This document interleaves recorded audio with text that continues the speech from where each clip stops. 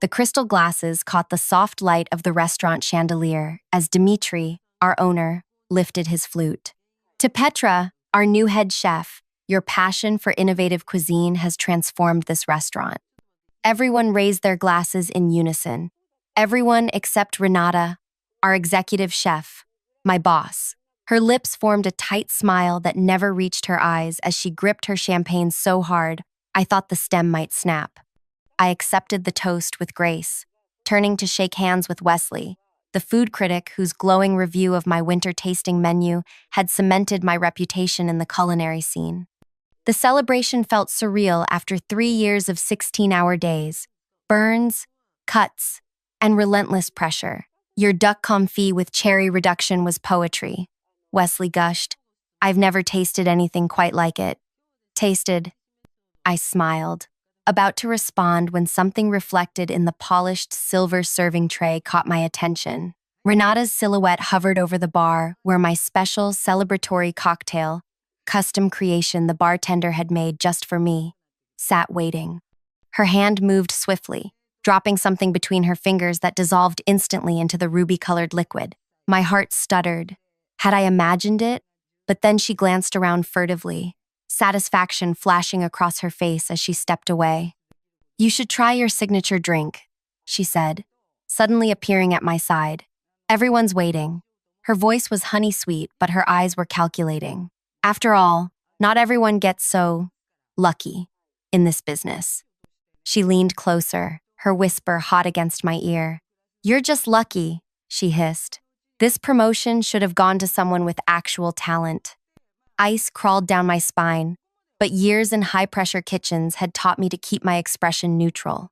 My mind raced. I couldn't accuse her outright, not without proof, not with everyone watching, not against the executive chef who'd been here for 8 years while I was the newcomer. Renata stepped back, watching expectantly as I approached my cocktail. The room quieted, all eyes on me as I was meant to take the ceremonial first sip of my celebration drink. I could see triumph flicker in Renata's eyes as she waited for me to consume whatever she'd prepared. I lifted the glass, noting the undissolved granules still settling at the bottom. My mind flashed to the countless cooking shows we'd watched during slow afternoons in the kitchen, including one about forensic toxicology in the food industry. The clarity that washed over me was sudden and cold. Actually, I announced, wearing my brightest smile, our wonderful HR director deserves the first toast. I turned to Camille, who stood chatting with the sous chefs. She fought for fair advancement opportunities in our kitchen. This celebration wouldn't be happening without her. Camille beamed, clearly surprised by the recognition. She stepped forward and accepted the glass with pleasure. Oh, that's so thoughtful, Petra. My eyes flicked to Renata. The color drained from her face as her intended target sipped what was meant for me. Delicious, Camille declared, taking another generous sip. I watched Renata's hands tremble slightly as she excused herself to the restroom. I tried to focus on the conversations around me, but my mind was spinning. Had I imagined it all? Was I being paranoid? 15 minutes later, I had my answer. Camille's speech became slurred. She stumbled against a waiter, nearly toppling a tray of appetizers. Are you all right? I asked, gripping her elbow to steady her. I feel strange. Her words blurred together. Only had one drink. When she collapsed, panic erupted across the restaurant. Someone called for an ambulance, while Dmitri loosened her collar, checking her breathing. She only had one drink, people murmured in confusion. How could this happen? Renata reappeared, her face a mask of concern. But when our eyes met across the room, I saw something cold and calculating behind her practiced sympathy. I knew then, this wasn't over. It had only just begun. If you're feeling that chill down your spine already, make sure to hit that like button and subscribe for more stories that will keep you on the edge of your seat. Trust me, you'll want to hear how this unfolds. Drop a comment about what you think will happen next. I love reading your theories. My name is Petra Nichols, and until that night, I'd believed that pure talent and hard work were enough to succeed in the cutthroat culinary world. I was 32, graduated top of my class from culinary school, and had spent years honing my craft in kitchens across the country before landing at Lumiere, an upscale restaurant known for blending classic techniques with modern innovations. I grew up in a small town where my grandmother taught me to cook using ingredients from her garden. While other kids played video games, I experimented with flavors and textures. My parents died in a car accident when I was 14, leaving me to be raised by my grandmother. When she passed away during my second year of culinary school, cooking became more than a passion. It was my connection to the people I'd loved and lost. I'm not particularly tall or imposing. With unruly copper hair I keep tied back in the kitchen and hazel eyes that people tell me change color depending on my mood. What I lack in physical presence, I make up for in intensity and precision. My hands bear the marks of my profession, small burns and scars that tell the story of my journey. 3 years ago, I joined Lumiere, excited to work under Renata Klein, whose reputation as an innovative chef had attracted me to the restaurant. She was 45, with stark gray-streaked black hair always pulled into a severe bun and a commanding presence that made even veteran chefs straighten their posture when she entered the kitchen. Initially, Renata seemed supportive. She praised my technique and occasionally allowed me to contribute special dishes to the daily menu. The other staff warned me not to get comfortable with her approval. Renata doesn't share the spotlight. Tomas, a sous chef who had worked at Lumiere for 5 years, told me during my first month. The last promising chef who got too much attention disappeared faster than a soufflé in an open refrigerator. I didn't take his warning seriously until my seasonal tasting menu caught Dimitri's attention. The owner was a tall, bearded man with kind eyes that contrasted with his intimidating build. His family had been in the restaurant business for generations, and his opinion carried weight not just in our kitchen but throughout the city's culinary scene. This spring, vegetable composition with the fermented garlic foam, it's revolutionary, Dimitri had said, his accent thickening with enthusiasm. Who created this? Renata had frozen mid-step, her knife pausing over the fish she was filleting. It's a collaborative effort, she began, but Dimitri waved her off. No. This has a distinct perspective. Who specifically designed this dish? All eyes turned to me as I raised my hand slightly. I developed it based on techniques I studied in Japan last year. The next day, my dish was featured in a local magazine, with a small photograph of me quoted as Lumiere's rising star chef. That's when everything changed. Suddenly, my station was always missing ingredients when service began. Preparations I'd completed the night before would mysteriously be oversalted or overcooked by the time I arrived in the morning. Recipe modifications I suggested would be dismissed in staff meetings, only to appear on the menu weeks later, credited as executive chef's inspiration. When customers or critics specifically requested my dishes or asked to compliment the chef, Renata intercepted these moments, claiming credit with practiced humility. Yes, I've been developing that technique for years, she would say, while shooting me warning glances from across the kitchen. I confronted her once, after discovering she had replaced my signature sauce with an inferior version right before an important service. "Why are you doing this?" I asked, keeping my voice low as staff bustled around us. "I'm not trying to take anything from you." Renata's eyes narrowed. "Listen carefully, Petra.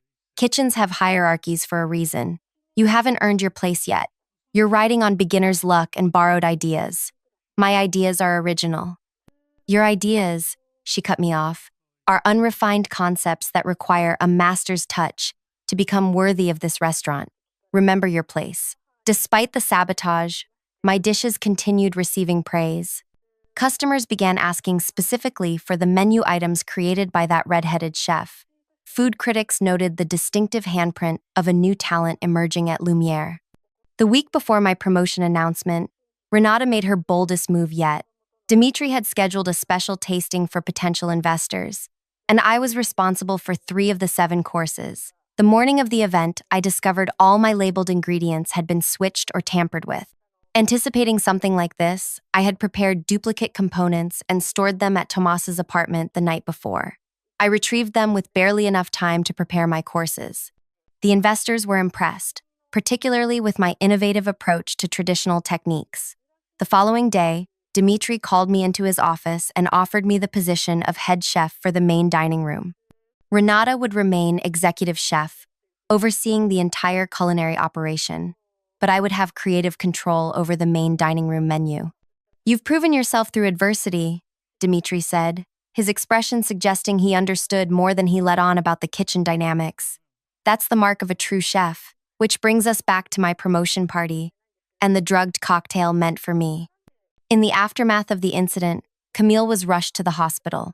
The doctors pumped her stomach and kept her overnight for observation. She recovered fully by the next day, but remembered nothing after her first sip of the cocktail. The restaurant buzzed with whispers. Without clear proof of tampering, speculation ran wild. That's when Renata launched her counterattack. Perhaps Petra was responsible, she suggested to Dmitri when she thought I couldn't hear. She's been unstable under pressure lately, resentful that she didn't receive complete control of the kitchen. She leaned closer to him. I've been covering for her mistakes for years. Ask anyone. She's been increasingly erratic since getting recognition. Without evidence, it became her word against mine. Renata had 8 years of trust built with the staff. I had only 3. The incident was eventually attributed to an unknown food sensitivity combined with alcohol, though I noticed Camille never accepted drinks at work events after that. Meanwhile, my kitchen life became increasingly unbearable. Renata assigned me the worst preparation stations with poor ventilation and limited counter space. She scheduled me for conflicting events, then documented my unreliability when I couldn't be in 2 places at once. Staff who had once celebrated my promotion now questioned my character, wondering if the rumors about my instability were true. Orders I sent to the dining room were returned with complaints that hadn't existed before. I began checking each plate meticulously before it left my station, often finding additional seasonings or ingredients that would ruin the dish's balance. You should consider stepping down, Renata suggested 3 weeks after the party, for health reasons, before things get worse for you. The threat hung in the air between us, clear as the blade of her expensive chef's knife. I considered quitting. My reputation was being systematically destroyed, and the joy I once found in cooking was evaporating under the constant strain of watching my back. But quitting meant Renata won. It meant abandoning the position I'd earned through years of dedication. It meant giving up the last connection to the passion my grandmother had instilled in me. So instead, I watched and learned Renata's patterns. She became careless when angry, and nothing angered her more than Wesley, the food critic whose glowing reviews had helped secure my promotion. He was notoriously demanding, sending back dishes that didn't meet his exacting standards, and he was scheduled to visit again in 1 month for a feature on innovative female chefs in the city. For weeks, I observed Renata's habits. She kept a personal notebook where she sketched modified versions of my signature dishes, planning to gradually replace my menu with her imitations. She believed no one could decipher her shorthand, but after years of reading her hastily scrawled instructions, I understood enough to recognize what she was doing. I also noticed something disturbing. She had begun researching food allergies and sensitivities, particularly Wesley's well-documented intolerance to certain mushroom varieties and truffles. This information was always included in his reservation notes, along with strict instructions that these ingredients must not even touch the plates of his accompanying guests due to severe reactions. One evening, as I was leaving the restaurant, I overheard Renata on the phone in her office. The door was slightly ajar, and her words drifted into the hallway. "Yes, I understand the risk," she was saying, but it would only be trace amounts, enough to cause discomfort, not danger. It would discredit the new menu completely. My blood ran cold. Was she planning to deliberately trigger Wesley's allergies during his upcoming visit and blame it on my menu? I needed to be certain before making any accusations. The next morning, I arrived earlier than usual and found Renata's notebook temporarily unattended while she spoke with a delivery person. I quickly photographed several pages with my phone before returning it exactly as I'd found it. Later, reviewing the images, my suspicions were confirmed. She had noted Wesley's allergies with a small star and the words, "perfect opportunity" beside them.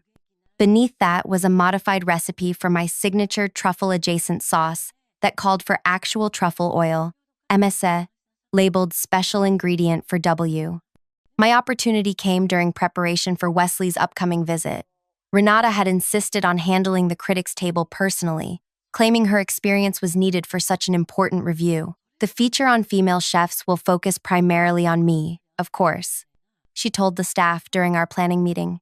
As the executive chef, I'll be showcasing my interpretation of modern cuisine. I noticed the pointed glance she threw my way. Petra will handle the secondary tables, she continued. We need to make sure the regular guests don't feel neglected while we focus on our special visitor. The other chefs exchanged uncomfortable glances. Everyone knew Wesley was coming specifically to taste my new menu creations after his previous review. While organizing the special menu later that day, I watched Renata make notes in her book. She believed no one could see what she was writing, but the large mirror above the prep station gave me a clear reflection. She was planning something dangerous. Her notes showed she was incorporating traces of truffle oil into dishes meant for Wesley's table. The realization hit me like ice water. This wasn't just professional sabotage anymore. This was deliberately endangering someone's health. Wesley's allergy was severe enough that even small amounts could send him to the hospital. And if that happened, the blame would fall on me, the head chef whose menu had accidentally poisoned a prominent food critic. I needed to act carefully. Direct accusations without proof would backfire spectacularly. Renata had already planted seeds of doubt about my stability among the staff. I needed irrefutable evidence and witnesses. The day before Wesley's visit, Renata confronted me in the walk-in refrigerator while I was selecting produce for the next day's preparations. The heavy door swung shut behind her, leaving us alone among shelves of ingredients. I'll be preparing the critic's main course, she announced with poorly hidden satisfaction. Dimitri feels your recent dishes have been disappointing. I kept my expression neutral. That's surprising. The customer feedback has been overwhelmingly positive. Renata's smile tightened.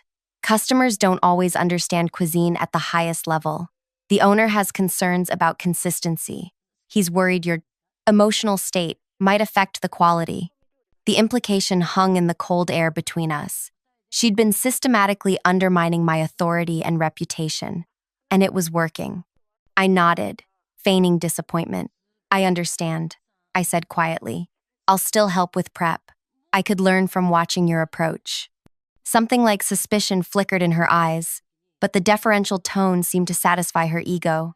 She agreed, likely wanting to witness my humiliation when the critic praised her food over mine. That's the right attitude, she said. Know your place, and perhaps you'll survive in this industry. As she turned to leave, I noticed a small vial peeking out of her pocket, unlabeled, filled with amber liquid that I suspected was pure truffle essence. My suspicions were confirmed, and terror gripped me. She wasn't just planning to include traces of truffle. She was going to ensure a severe reaction. I spent that night sleepless, weighing my options. By morning, I had a plan. On the night of Wesley's visit, I arrived 2 hours early to prepare stations. The kitchen was empty except for the dishwashers setting up for the evening service. I carefully checked every ingredient, making notes of exactly what was where. When Renata arrived later, she barely acknowledged me as the kitchen bustled with pre-service activity. The other chefs worked diligently, tension evident in their rigid movements. Everyone knew tonight's review could make or break our restaurant's reputation. The critic just arrived, Tomas announced, returning from peeking into the dining room. He's brought an assistant and the photographer from the magazine. Renata straightened her chef's coat, shooting me a triumphant look. Petra, handle the other tables. I'll take care of Wesley personally. I nodded, keeping my head down as I continued preparing the components for my station. But I wasn't as submissive as I appeared. Earlier, I'd spoken with Camille from HR, sharing my concerns without making direct accusations. I'd also had a brief conversation with Dimitri, mentioning the unusual change in protocol for handling the critics' table. Just a precaution, I'd told him. Given Wesley's allergies, I wanted to make sure everyone was aware of the safety protocols. As service began, I executed each dish flawlessly, earning appreciative nods from the waitstaff. Meanwhile, I kept one eye on Renata as she personally prepared Wesley's courses. The moment came during the preparation of the main dish, a duck breast with seasonal vegetables and a special sauce that was a modified version of my signature creation. As Renata began assembling the critic's special dish, I noticed Dimitri observing from the kitchen doorway, exactly as I'd hoped. Renata reached into her pocket and removed the small vial I'd spotted earlier. With practiced sleight of hand, she began to add drops to the sauce. "Chef Renata," I called out, just loud enough to be heard over the kitchen noise. "I think the owner has a question about the presentation." Renata's head snapped up, and she saw Dimitri watching intently. She tried to casually pocket the vial, but in her haste, it slipped from her fingers and clattered to the floor. Dimitri stepped forward. "What are you adding to that plate?" he asked sharply. Renata startled. "Just the finishing touches. That looks like truffle oil," said Dimitri, moving closer to examine the fallen vial. Wesley specifically mentioned his severe truffle allergy when he made the reservation. "It's in all our notes." The kitchen fell silent. Line cooks paused mid-task, witnessing the confrontation. "It's not," Renata began, but Dimitri had already picked up the vial and unscrewed the cap, wafting the scent toward his nose.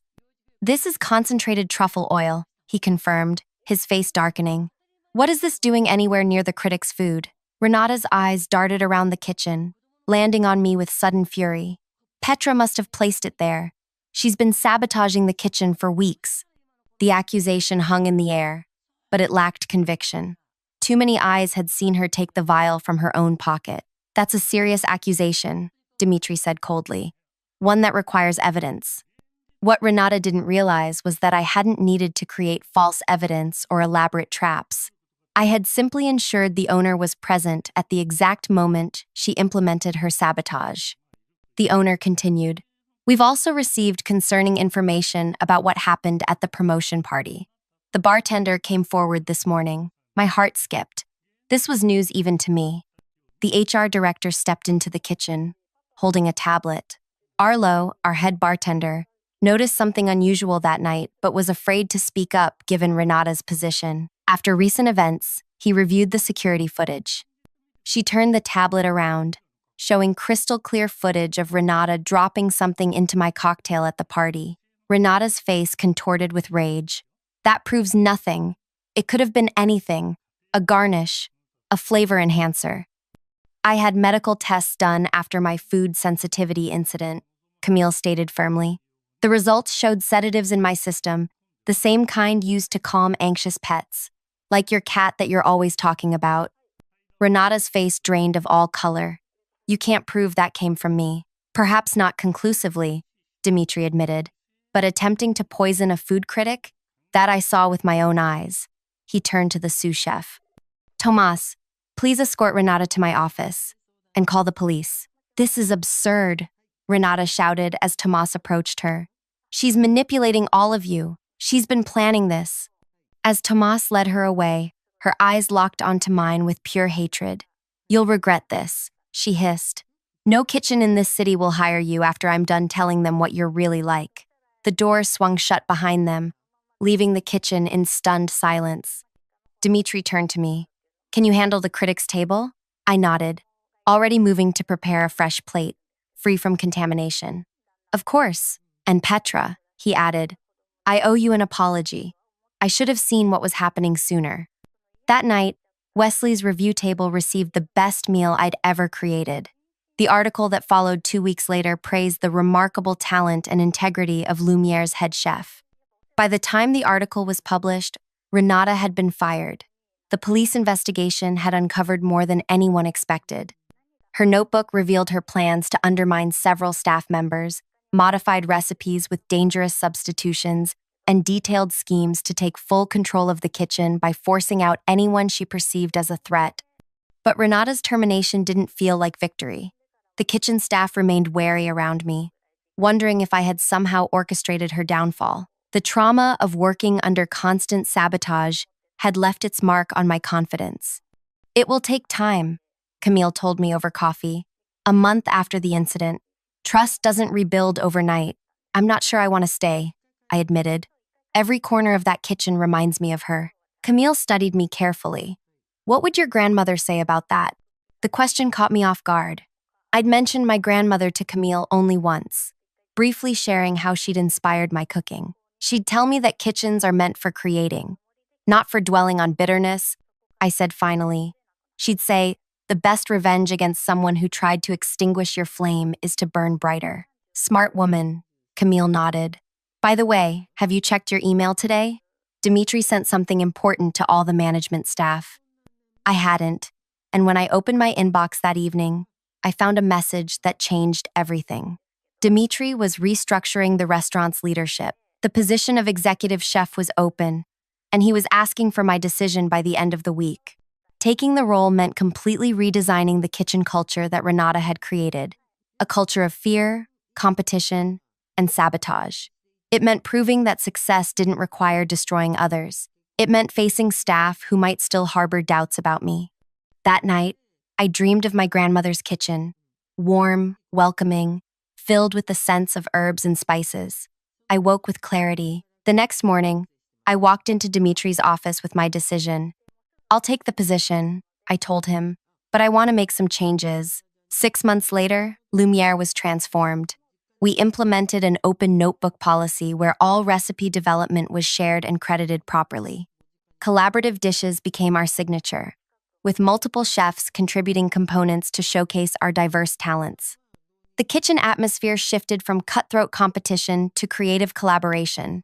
We instituted a mentorship program for young chefs, particularly those from disadvantaged backgrounds who needed guidance and opportunity. But the true test came when I received an unexpected email from a prestigious culinary competition. The judges wanted me to participate in their annual Chef's Challenge, SISA, a high-profile event broadcast nationally.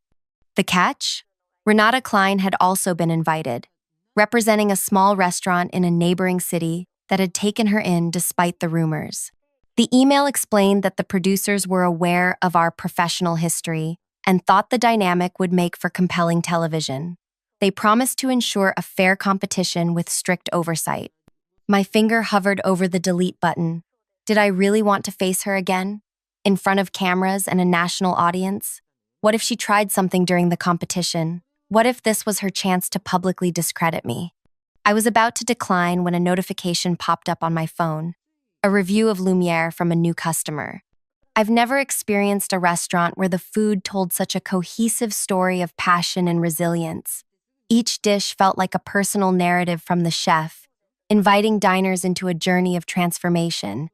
Whatever challenges this kitchen has faced, they've alchemized them into something extraordinary. I stared at those words for a long time. Then I returned to the email and clicked accept. The chef's challenge would take place in 3 weeks. I had no idea what Renata might be planning, but this time, I wasn't facing her alone. I had a team that believed in me, a restaurant that stood behind me, and a cooking philosophy that couldn't be corrupted by fear or sabotage. As I closed my laptop, my phone rang. The caller ID showed a number I didn't recognize. Hello? I answered cautiously. Is this Petra Nichols? Asked an unfamiliar voice. Yes, speaking. This is Detective Rivera from the Financial Crimes Unit. We've been investigating Renata Klein's activities at Lumiere, and some discrepancies have emerged. Would you be available to answer some questions tomorrow? My heart raced. What kind of discrepancies? The detective paused. I'd rather discuss it in person, but it involves vendor payments, kickbacks, and some concerning transactions that occurred during her time as executive chef. Your name has come up in some of the documentation. As I hung up the phone, a chill ran through me. Just when I thought the Renata chapter of my life was closing, it seemed there was another page yet to be turned. What financial schemes had she been running? And more importantly, had she somehow implicated me in them? The chef's challenge suddenly seemed like the least of my worries. Because if there's one thing more dangerous than a chef with a grudge, it's a chef with a grudge who thinks she has nothing left to lose. The next day, I met Detective Rivera at the police station, Dutch, a stocky woman with intelligent eyes and a no-nonsense demeanor. She led me to a small interview room with a table and 3 chairs. Thank you for coming in, Miss Nichols, she said, opening a thick folder. What I'm about to share might be disturbing. She spread out financial documents, invoices, receipts, bank statements, across the table. For the past 4 years, Renata Klein has been running an elaborate scheme at Lumiere. She's been inflating vendor invoices, pocketing the difference, and falsifying inventory records to cover the discrepancies. My stomach tightened as I scanned the documents. The concerning part, Detective Rivera continued, sliding a stack of papers toward me, is that several of these fraudulent transactions bear your signature. I stared at the papers in shock. There was my signature, or what appeared to be my signature, on purchase orders for ingredients that never arrived, equipment we never received, and specialty items at 3 times their market value. This isn't my signature, I said, studying the documents more closely. I mean, it looks similar, but these aren't my handwriting. We suspected as much, the detective nodded. The forgeries are good, but not perfect. Forensic analysis shows inconsistencies. Relief washed over me, but it quickly gave way to a new worry. Why would she forge my signature specifically? Detective Rivera's expression grew serious. We believed she was creating a fall person, someone to take the blame if her schemes were discovered. The forgeries began shortly after your promotion party incident. The realization hit me like a physical blow. While I'd been focused on surviving daily kitchen battles, Renata had been setting me up for something much worse, potential criminal charges. There's more, Detective Rivera continued. We found these in her home office during our search. She opened her laptop and turned it toward me. On the screen were photographs of me, entering my apartment building, shopping at the market, even talking with Tomas outside the restaurant. In some photos, notes were scrawled in the margins. Still friendly with Tomas, possible collaborator, and meets with Camille weekly. Discussing what? She was stalking me, I whispered, cold dread seeping into my bones. It appears so, Detective Rivera confirmed. And based on her online search history, she was researching ways to discredit you professionally and personally. Is she going to jail? I asked, my voice unsteady. The financial crimes investigation is ongoing, but we have enough evidence for charges. However, there's a complication. She hesitated. Renata Klein has disappeared. Disappeared? She hasn't been at her apartment for 3 days. Her phone is off. Her car was found abandoned at a train station. We're treating her as a person of interest who has fled. I left the police station with a security escort and official advice to be vigilant. My mind raced with implications. Renata was gone, possibly on the run, possibly planning something worse than financial fraud. And in 3 weeks, I was supposed to face her at the Chef's Challenge. I called the competition organizers immediately, but they had no information about Renata withdrawing. According to them, she had confirmed her participation just yesterday via email. When I mentioned the police investigation, they were concerned but reluctant to pull her from the competition without charges being filed. We'll increase security, they promised, and ensure contestants are never alone together. The following days passed in a blur of anxiety and preparation. I installed new locks on my apartment door and a security system with cameras. Detective Rivera assigned an officer to drive past my building during night shifts. Meanwhile, I threw myself into planning for the competition. If Renata was going to show up, I needed to be ready, not just culinarily, but mentally and emotionally. The Chef's Challenge format required 3 dishes, an appetizer using a surprise ingredient, a main course showcasing our signature style, and a dessert that told a personal story. 16 chefs would compete in the preliminary round, with 4 advancing to the finals. I practiced for hours after restaurant shifts, testing combinations and techniques until my hands cramped. My team at Lumiere supported me enthusiastically, acting as judges for practice runs and offering honest feedback. You're overthinking it, Tomas told me one night as I discarded my 5th attempt at a complex dessert.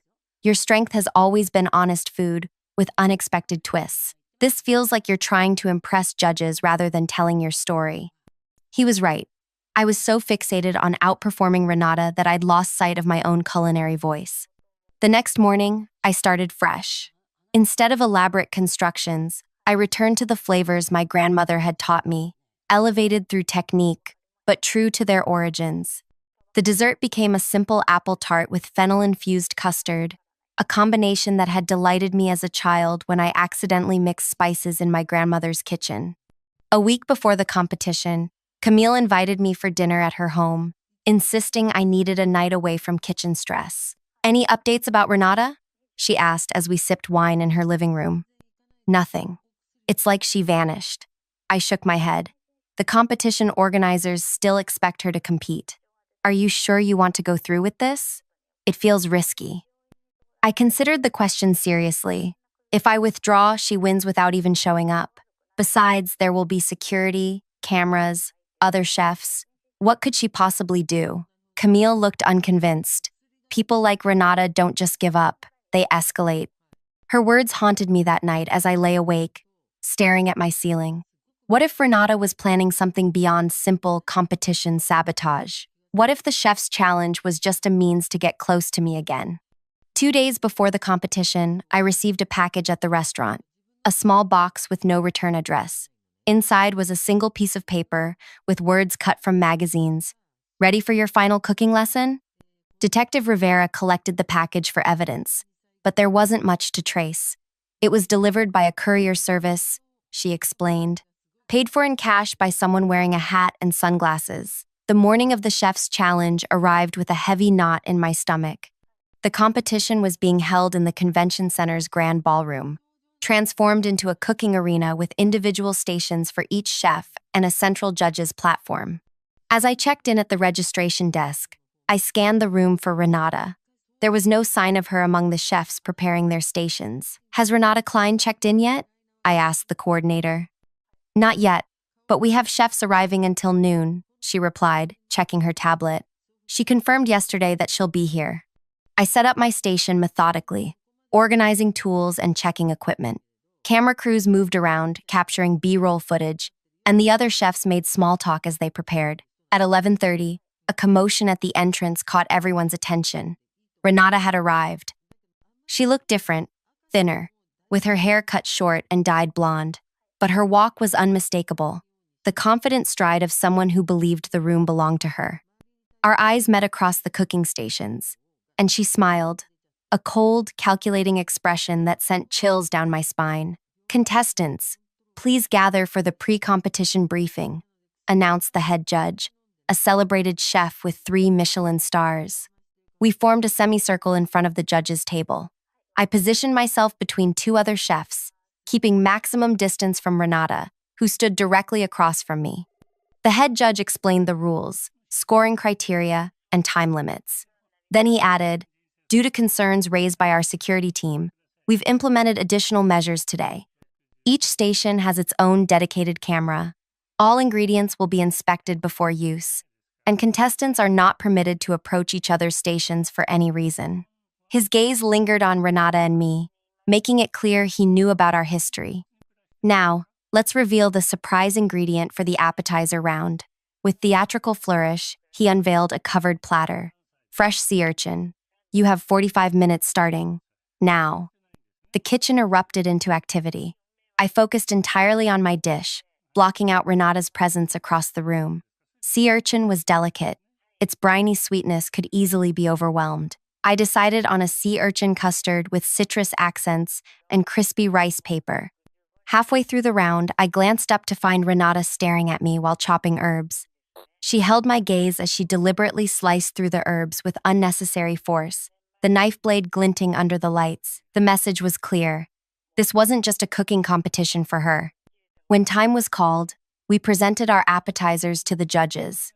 My sea urchin custard received high praise for its balance and restraint. Renata's sea urchin foam with caviar garnish was described as technically flawless but somewhat cold and impersonal.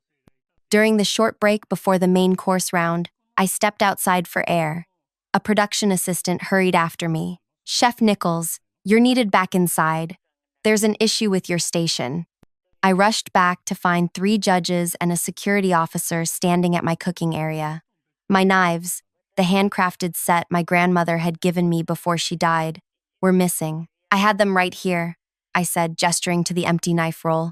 They were here when I left. The head judge frowned. The station cameras show someone approaching your station during the break, but their back was to the camera. My eyes immediately went to Renata, who was calmly preparing her ingredients across the room as if nothing had happened. We'll provide you with replacement knives, offered the judge, and we'll review all security footage. The replacement knives were quality tools but unfamiliar in my hands. As I began preparing my main course, a duck breast with fermented plum sauce that had become my signature at Lumiere. I struggled to find my rhythm. Halfway through the round, a security officer approached me discreetly. "We found these in the women's restroom trash," he whispered, revealing my knife roll. "They appear undamaged." Relief flooded through me as I reclaimed my tools. But the incident had cost me precious minutes. I raced to complete my dish, finishing just as the timer buzzed. The judges noted that my duck was slightly overcooked but praised the complexity of the sauce. Renata's main course, a lobster preparation with 20 different elements, received mixed reviews. "Impressive technique," said one judge, "but it lacks soul." The dessert round would determine which 4 chefs advanced to the finals. As we prepared for the final challenge, I felt Renata's eyes boring into me from across the room. "For this round," announced the head judge, "create a dessert that tells us your personal story. You have 1 hour." I began preparing my apple tart, working methodically to create the delicate fennel custard. Across the room, Renata was constructing an elaborate chocolate sculpture, her movements precise and calculated. With 15 minutes remaining, disaster struck. As I removed my tart from the oven, someone bumped into me from behind. The hot pan tilted, and my tart slid sideways, breaking apart as it hit the counter.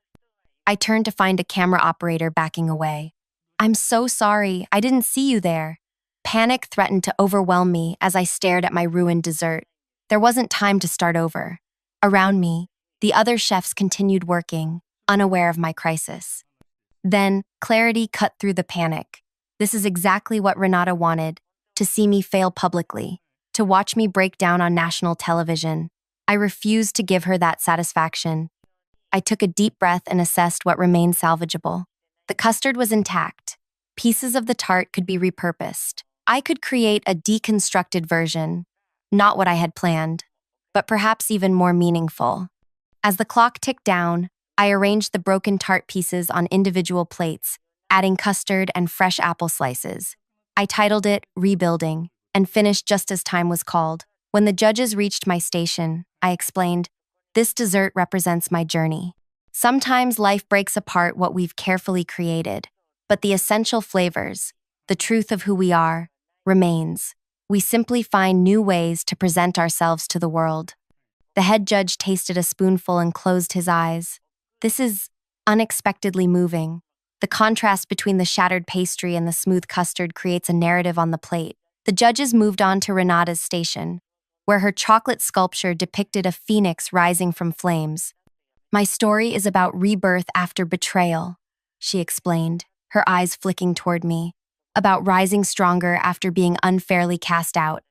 The judges nodded appreciatively at the technical skill, but one commented, "The chocolate itself is slightly bitter." "Was that intentional?" "Bitterness is part of my story," Renata replied smoothly. After tasting all 16 desserts, the judges retreated to deliberate. The chefs waited tensely in the green room, separated from one another by production assistants. An hour later, we were called back to hear the results. The head judge stood at the center of the cooking arena, cameras trained on his face. 4 chefs will advance to tomorrow's finals. They are. He named the first finalist, a young chef from Seattle, known for innovative seafood preparations. Then the second, a veteran chef from Chicago with a farm-to-table philosophy. Our third finalist is Petra Nichols from Lumiere. Relief and pride washed over me as applause filled the room. Just one spot remained, and our final contestant advancing to tomorrow's championship round is... The room went silent as he paused for dramatic effect. Chef Lydia Martinez from San Antonio. Renata's name wasn't called. She stood frozen, her face a mask of disbelief that quickly morphed into fury. As the eliminated chefs were instructed to clear their stations, she remained rooted in place. I gathered my knives and belongings, careful to keep everything in sight. As I turned to leave, Renata suddenly appeared before me. "This isn't over," she hissed, her voice low enough that only I could hear. "You think you've won? I've only just begun." A security officer stepped between us. "Chef Klein, please clear your station immediately." As she was escorted away, she called over her shoulder, "See you at the after party, Petra. I made something special just for you." The threat hung in the air as I watched her leave. The competition after-party was a tradition, a chance for all participants to mingle with judges and sponsors regardless of the results. I had planned to attend briefly, but now I wasn't sure. Detective Rivera had warned me to avoid any situation where Renata might have access to food or drink I would consume. But skipping the party would appear unprofessional and possibly affect sponsorship opportunities. I called Detective Rivera from the green room. She threatened me directly, I explained after describing the day's events. Said she made something special for me at the after-party. I'll have officers there, she promised, and I'd advise you not to consume anything unless you've seen it prepared. The party was held in the convention center's rooftop garden, an elegant space with panoramic city views. Chefs, judges, sponsors, and media mingled over cocktails and hors d'oeuvres prepared by the convention center staff. I entered cautiously, immediately scanning the room for Renata. She stood near the bar, deep in conversation with one of the sponsors. When our eyes met, she raised her glass in mock toast. I kept my distance, accepting congratulations from judges and fellow chefs while declining all offered food and drink. An hour into the event, the head judge clinked his glass for attention. I'd like to thank all our contestants for their outstanding work today, he began. Before we wrap up this evening, we have a special presentation from our sponsors. A waiter appeared with a tray of champagne flutes, a special blend created by our beverage sponsor, explained the judge as glasses were distributed. When a flute was offered to me, I politely declined. Just water for me, thank you. Renata, who had somehow materialized nearby, smirked. Afraid of a little champagne, Petra? How unprofessional. The sponsor representative looked uncomfortable. It's a special honor. The blend was created specifically for this event. I felt the eyes of everyone in the room. Refusing would seem petty and paranoid, but accepting. Perhaps we could toast with our own preferred beverages, I suggested. I'm preparing for tomorrow's finals and avoiding alcohol. The head judge nodded approvingly. A responsible choice. As the toast commenced, I noticed Renata watching me intently, disappointment evident in her expression. Whatever she had planned had been thwarted, at least for now. I left the party shortly after, escorted to my hotel by a security officer provided by the competition organizers. Despite the protective measures, I slept fitfully, dreaming of broken tarts and poisoned champagne. The finals the next day were intense but exhilarating. Without Renata's presence, I cooked with renewed freedom and creativity. When the results were announced, I had placed second overall, a remarkable achievement that would bring valuable attention to Lumiere. As I packed my knives after the competition, my phone rang. It was Detective Rivera. "Congratulations on your placement," she said, "and I have news you'll want to hear. Renata Klein was arrested an hour ago." My heart stuttered. For what? One of the waiters at the after-party noticed her adding something to a champagne flute before service. He reported it to security, who detained her discreetly. The substance has been identified as ipecac syrup. It would have made you violently ill during your final competition today. Relief washed over me, but also a strange emptiness. It was over, truly over. Renata would face charges for attempted poisoning on top of the financial crimes. There's something else, Detective Rivera added. During her arrest, we found documentation suggesting she's been sabotaging other chefs throughout her career. You weren't her first target, just the one who finally exposed her. 2 weeks later, I received a letter from the prison where Renata awaited trial. For days, I left it unopened on my kitchen counter, unsure if I wanted to read whatever justifications or accusations she had written. When I finally opened it, the message was brief. You think you've won, but look around your precious kitchen. How many faces still question you? How many wonder if I was right about you all along? That's my real revenge. The seeds of doubt I planted will grow long after I'm gone. R. I read the letter twice, then dropped it into the shredder. She was wrong.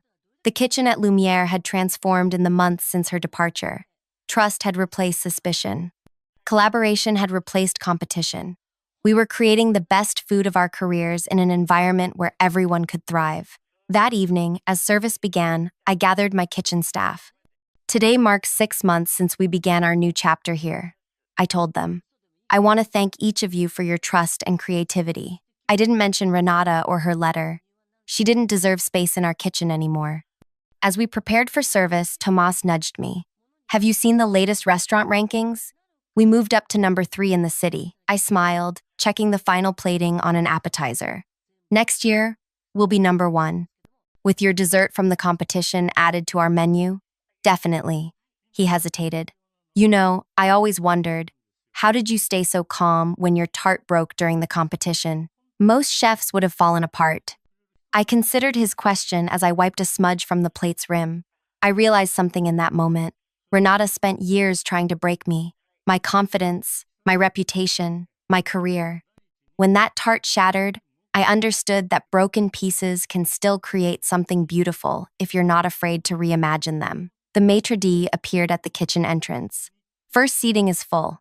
Everyone's asking for the executive chef's special. I nodded, straightening my chef's coat.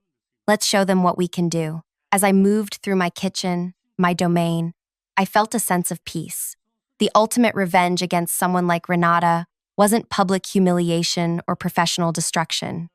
It was simply this: thriving in the space she had tried to deny me, creating beauty from the broken pieces she had left behind, and most importantly, remembering that the best kitchens are built on lifting others up, not tearing them down. That night, every dish that left our kitchen told that story, a story of resilience, transformation, and the quiet power of refusing to become the thing that tried to destroy you. If this story resonated with you, please hit that like button and subscribe for more tales of resilience and redemption.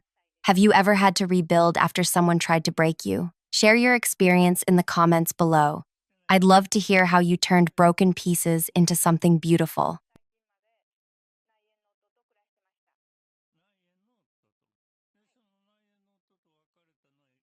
You can eat outside the building. That is what he said to me, not quietly, not as a suggestion. He announced it like he was doing me a favor, giving me permission to leave the party that I helped prepare for, that I brought a gift to, that I dressed up for, even though my nicest clothes were just clean jeans and a shirt I ironed twice to get the creases right. Why would we waste a chair on you? 23 people in that room, some sitting, some standing by the food, some laughing at something someone said. But when he spoke those words, everything stopped. Not because anyone defended me, because they were all waiting to see what I would do. Whether I would cry, whether I would argue, whether I would just leave like he wanted. I looked at the tables they had pushed together, the white cloth someone draped over them, the plates of food that smelled so good my stomach hurt because I had not eaten since morning. I looked at the people sitting there, people I trained when they started, people who showed up late 3 times a week, people who called in sick on the busiest days and left me to handle double the work. Even Lauren was sitting there. Lauren, who somehow always messed up the orders, and then told the bosses it was my fault. And they believed her because she knew how to smile and laugh at their jokes. I had been there 3 years, 3 full years. When the place was so small, we all knew each other's birthdays. When busy season meant all of us stayed late and helped each other. When the owner still came to the back where we worked and asked if we needed anything. My name is Beth. I am 34 years old. I have a daughter who is 8. Her father left before she was born, so it has always been just us. This job was supposed to be temporary. 3 months, maybe 6, just until I figured out what came next. But 3 months became a year, and a year became 3, because it paid enough to keep us fed and housed, and because I was good at it. I knew every product we packed. I knew which boxes fit which items. I knew how to move fast without breaking anything. I knew the work. Then 6 months ago, the owner brought in his nephew to manage us, to oversee operations, they said, like we were too stupid to understand he was just someone's relative who needed a job. His name was Greg, 26 years old, fresh from somewhere else, full of ideas about how we should work faster, better, smarter. He started changing things. Small things at first. He gave me the scanner that took forever to read labels, the one everyone avoided because it added an hour to your day. When I asked for a different one, he said I needed to learn to adapt. He changed my schedule so I had to start earlier, which meant paying my neighbor extra to watch my daughter before school. When I explained that it was hard, he said everyone has responsibilities. He gave me the heaviest loads, the boxes that made your back scream by the end of the day. He saved the easier work for the newer people, said they were still learning. but I had trained most of them. They learned from me. Still, I stayed quiet. I needed the job. I needed the money. I told myself it was temporary. He would get bored. He would move on. Someone would notice. But tonight was different. Tonight was the year-end celebration. They held it every December. One night where they pretended we all mattered the same. They bought food. They gave out little gifts. They made speeches about teamwork and family and how we were all part of something bigger. It was mostly nonsense, but it was one night where we got to sit down, eat something we did not have to cook, and pretend we were not just bodies moving boxes. I brought a gift for the exchange. I spent money I should have saved. I wanted to be part of it. I wanted to feel like I belonged. But when I walked in, Greg looked at me like I had made a mistake just by showing up. He was standing near the food, holding a drink, talking to someone. He saw me, and his whole face changed. Like I had ruined something. He walked over. He looked at the gift in my hands. "You can eat outside the building." I did not understand at first. I thought maybe he was joking, the way people joke when they do not mean it. But his face was serious. "Why would we waste a chair on you?" And that is when I understood. This was not a joke. This was him telling me, in front of everyone, that I did not belong here, that I was not worth a chair, that I could leave. I felt my face get hot. My hands started shaking, so I gripped the gift tighter. I wanted to say something. I wanted to ask why. I wanted to scream at him that I had been here longer than almost anyone, that I worked harder than half the people sitting down, that I deserved to be here. But I did not say any of that, because I knew it would not matter. He had already decided, and no one in that room was going to defend me. So I stood there, holding my gift, feeling every single person looking at me. And that is when something inside me shifted. Not anger. Exactly.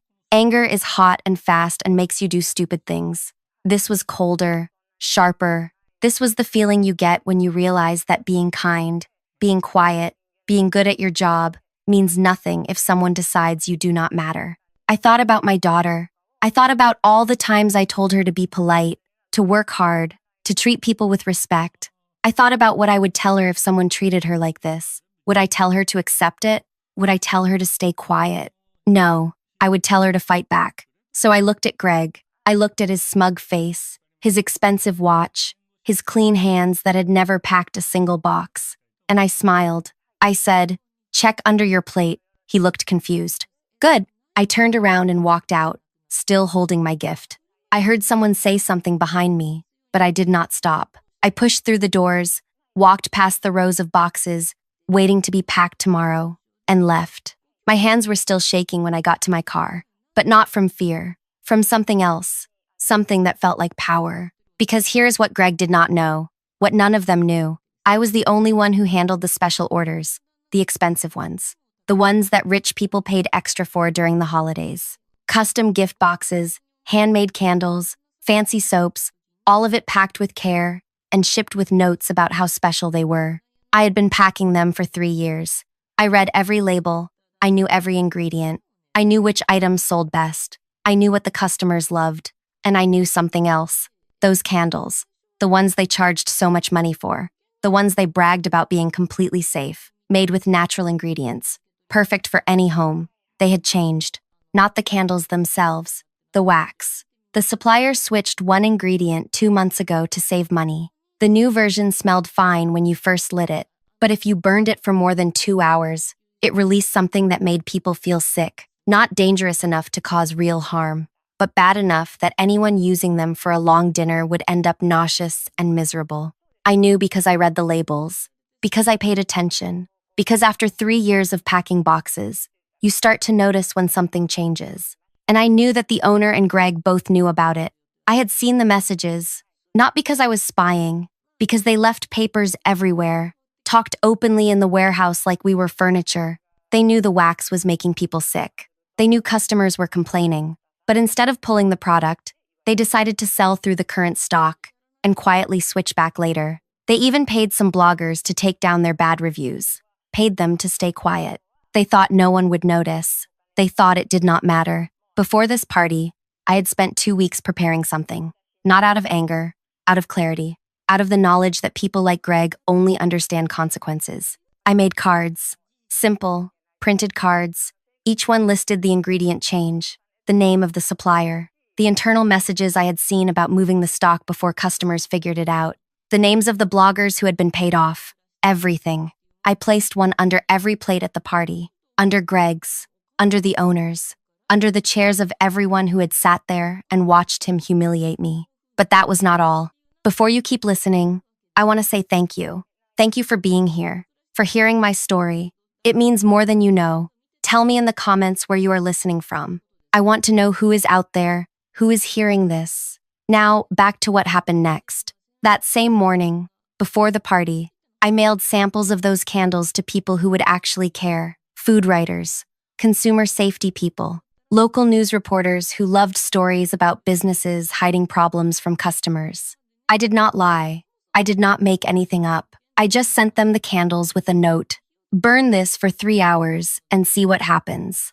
I also sent messages to every shop that sold our products. The small stores, the boutiques, the places that trusted us to give them good items. I told them questions were coming. I told them they might want to be ready. I did not do this because I am cruel. I did this because they needed to know what it feels like when someone decides you do not matter. When someone pushes you aside because they can. When someone humiliates you because they think there will be no consequences. Now they would learn. I drove home that night and did not sleep. Not because I was worried, because I was waiting.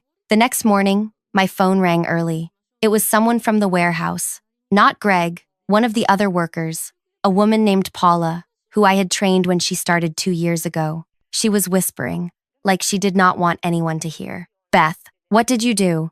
I asked her what she meant. The party. After you left, the owner found the card under his plate. He read it out loud.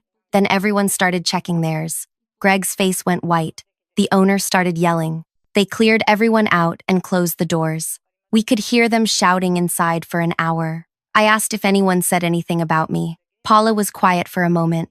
Then she said, "They know it was you. They just do not know what to do about it yet." I thanked her and hung up. Part of me felt satisfied. Good. Let them panic. Let them scramble. Let them feel what it is like when your world shifts and you cannot control it. But another part of me felt something else. Something I did not expect. Doubt. Not about whether they deserved it. They did. But about whether I had thought this through. Whether I had considered everything. Whether I was ready for what came next. I got my daughter ready for school. I made her breakfast. I braided her hair. I did all the normal things, and she did not notice anything was different. That is what you do when you are a parent. You keep things normal even when your insides are screaming. After I dropped her off, I went to a coffee place near her school. Not one of the fancy ones. Just a regular place where working people stop for cheap drinks and a place to sit. I ordered something hot and sat by the window. My phone buzzed.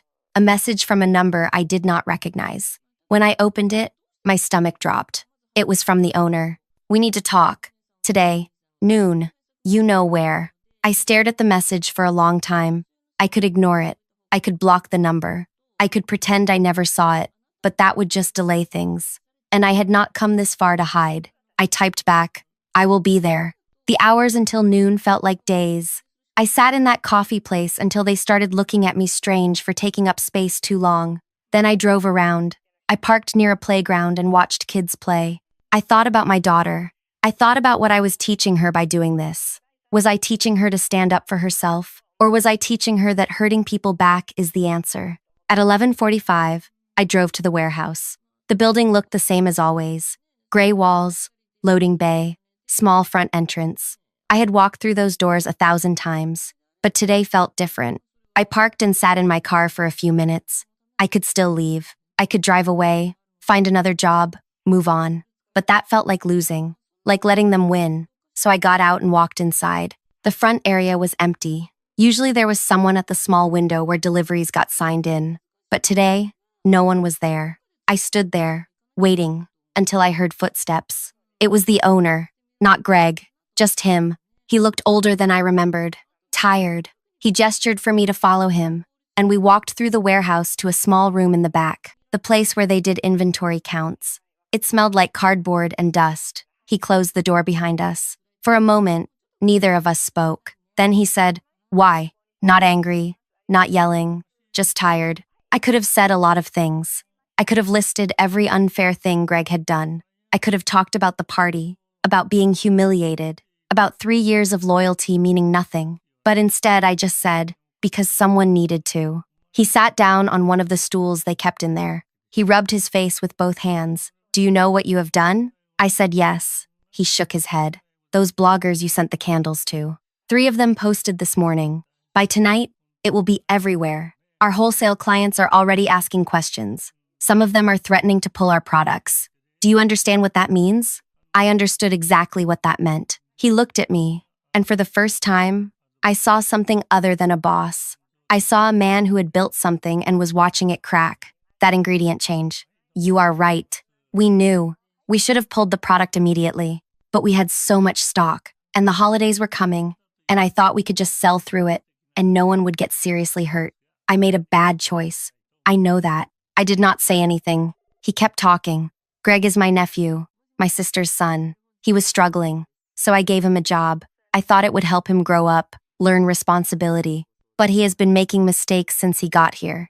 The way he treated you at the party, that was wrong. I should have stopped it. I should have said something. I wanted to feel sympathy. I wanted to feel like maybe this conversation would change something. But all I felt was cold. I asked him, so what now? He looked at me for a long time. Then he said, I cannot have you here anymore. You know that. But I am not going to call what you did sabotage or theft or anything legal. Because if I do, you will talk. You will tell people I knew about the wax problem. You will make this worse. So we are going to call this a mutual separation. I will give you 2 months of pay. You leave quietly. 2 months of pay. Like that fixed anything. I asked him, what about Greg? He sighed. Greg is family, but he is not going to be managing people anymore. I am moving him somewhere. He cannot cause more problems. I stood up. I did not shake his hand. I just walked out. As I left, I passed a few of the workers on the floor. They looked at me, but no one said anything. Paula gave me a small nod. Someone else turned away. I got in my car and drove. For the next week, I watched everything unfold from a distance. The bloggers posted like I knew they would. Their followers shared the posts. Local news picked it up, not because it was dangerous, but because it was a story about a business trying to hide something during the holidays. And people love that kind of story. The owner had to put out a statement. He apologized. He offered refunds. He promised better quality control, but the damage was done. People started asking what else the business was hiding. Wholesale clients pulled their orders. The boutique shops that had trusted them stopped returning calls. I found a new job within 2 weeks. Another warehouse, similar work, better pay. The manager there was fair. The people were fine. It was not perfect, but it was better. I thought I would feel satisfied. I thought watching them struggle would make me feel like I had won something. But instead, I felt hollow. Because 3 weeks after everything happened, Paula sent me another message. They cut hours. Half the warehouse is down to 3 days a week. Some people are looking for second jobs. It is bad. I read that message over and over. Those people had nothing to do with what Greg said to me. They did not humiliate me.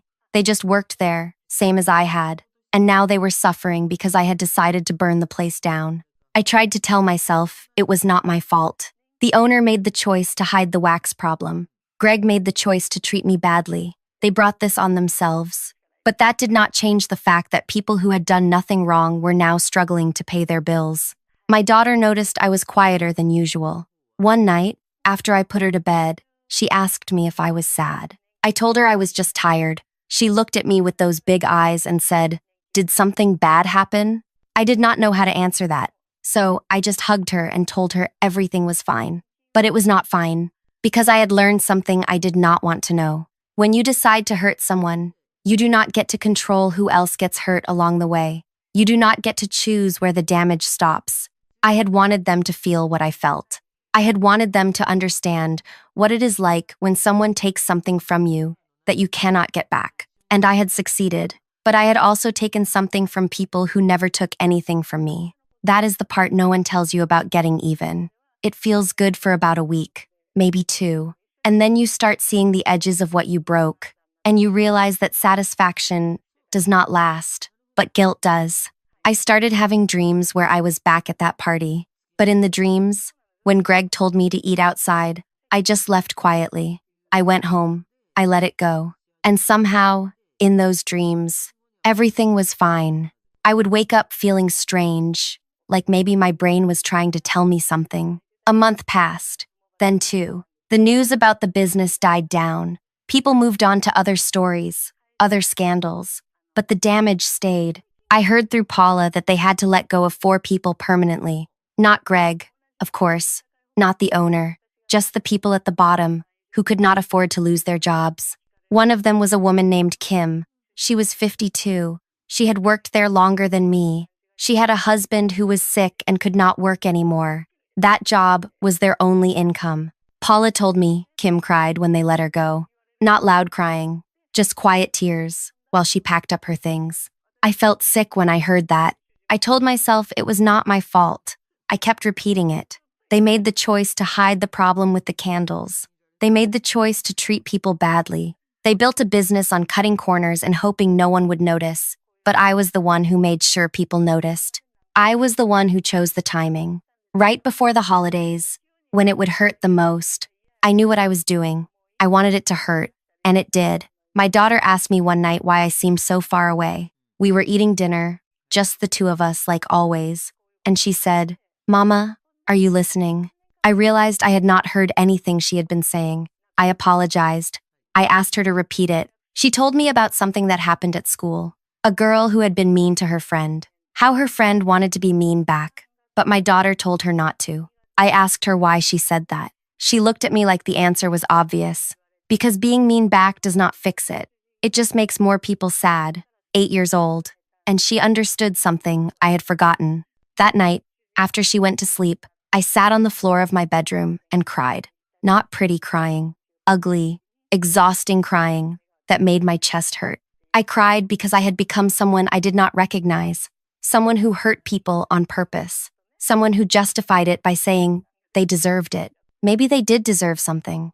Maybe Greg needed to learn that his actions have weight.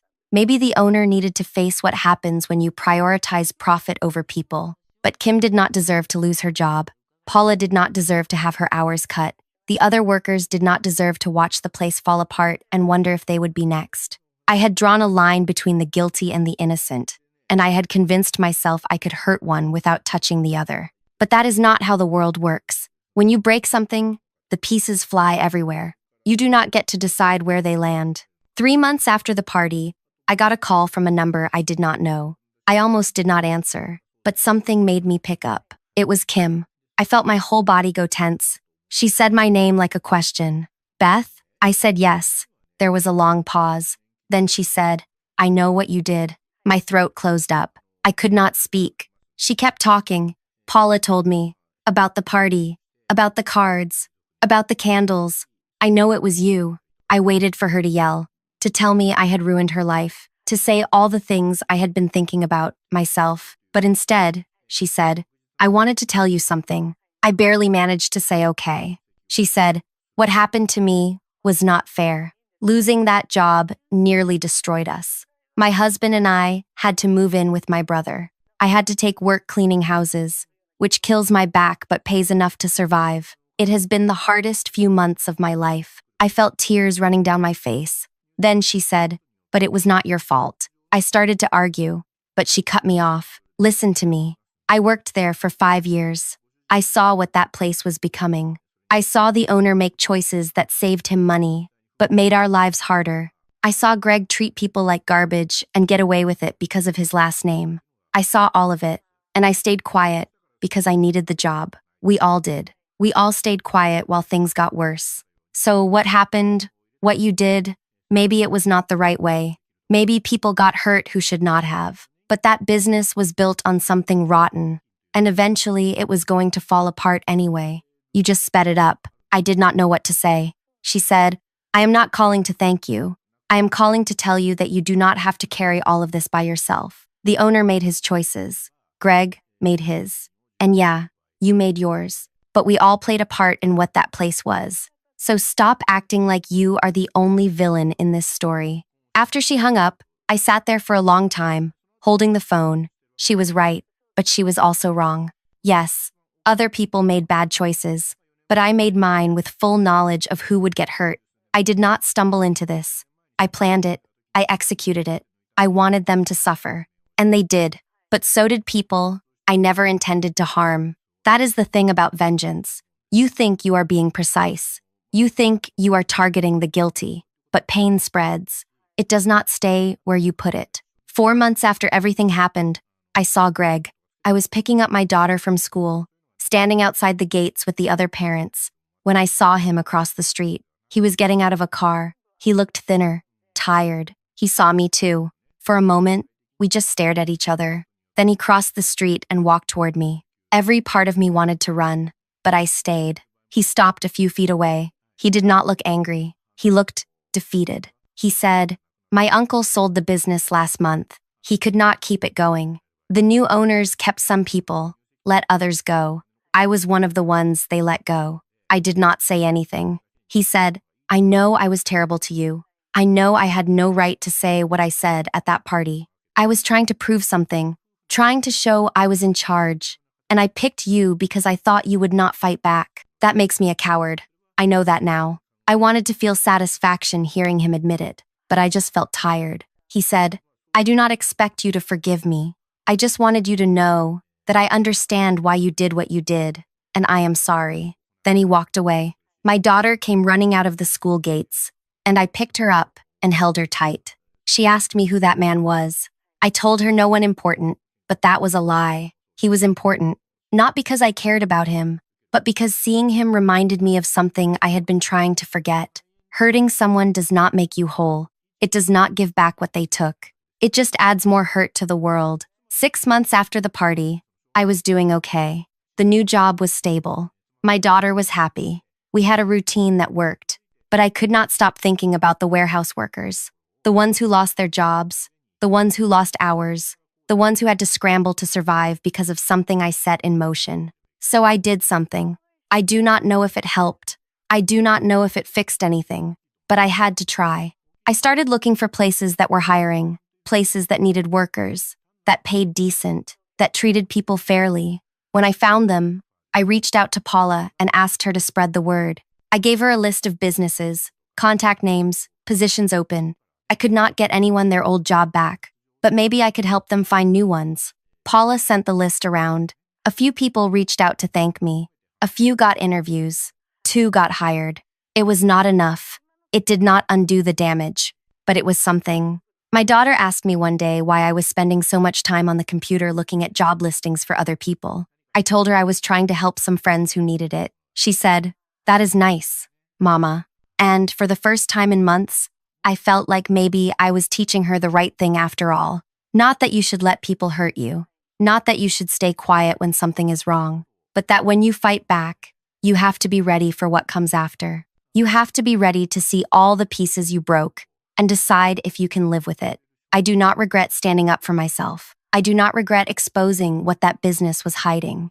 People deserve to know the truth, but I do regret not thinking about who else would pay the price. I regret not considering that my actions would ripple out beyond the people I was angry at. If I could go back, would I do it differently? I do not know.